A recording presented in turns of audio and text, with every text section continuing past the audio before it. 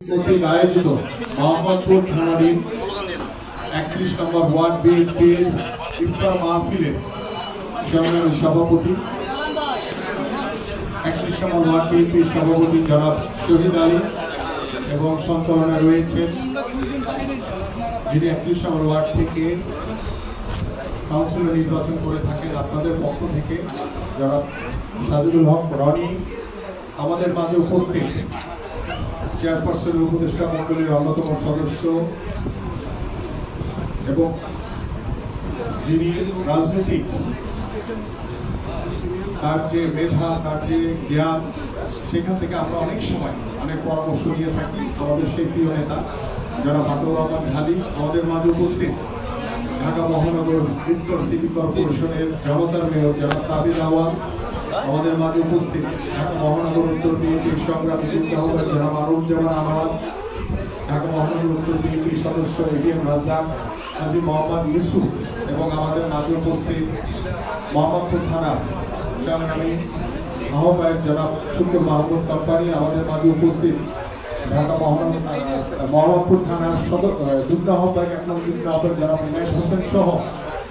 মোহাম্মদপুর থানা এবং 31 নম্বর word BNP বিভিন্ন পর্যায়ের নেতৃবৃন্দ, সবাই আসসালামু আলাইকুম। ইফতার পূর্ব আলোচনার সময় এখানে বক্তব্য দেওয়ার কিছু নেই, আমি শুধু এতটুকু বলতে চাই যে বাংলাদেশে আজকে যে দুঃশাসন চলছে, বাংলাদেশে আজকে যে মানুষ দুর্বিষহ জীবনযাপন করছে, সেই বিষয়টা বাংলাদেশের জনগণ সহ বাংলাদেশের প্রত্যেকটি নাগরিক কিন্তু অনুধাবন করছে। কারণ এদেশের মানুষ ভোট দিতে পারে না, এদেশের মানুষ সত্য কথা বলতে পারে না, এদেশের মানুষ সত্য কথা বললে তাকে জেল হাজতে যেতে হয়। এদেশের মানুষ আজকে গণতন্ত্র ছাড়া বাংলাদেশে আজকে নীরব দুর্ভিক্ষর মাধ্যমে আজকে বাংলাদেশে যে দ্রব্যমূল্য ঊর্ধ্বগতি, আজকে বিচার বিভাগে যে দুর্নীতি, বিচার বিভাগে যে দলীয়করণ, আজকে বাক স্বাধীনতা নাই, সাংবাদিকরা তাদের সত্য কথাটাই তাদের সাংবাদিকতার মাধ্যমে বলতে পারছে না। সব কিছু মিলে আজকে আওয়ামী সরকার রাষ্ট্রীয় যন্ত্রকে ব্যবহার করে তারা যেভাবে একতরফা নির্বাচন করেছে, যেভাবে তারা ডামি নির্বাচন করেছে, যেভাবে তারা নিজেরাই নিজেদের সরকার গঠন করেছে, যেভাবে তারা বিদেশি প্রভুদের সহযোগিতা নিয়ে বাংলাদেশের জনগণের অধিকারকে হরণ করে,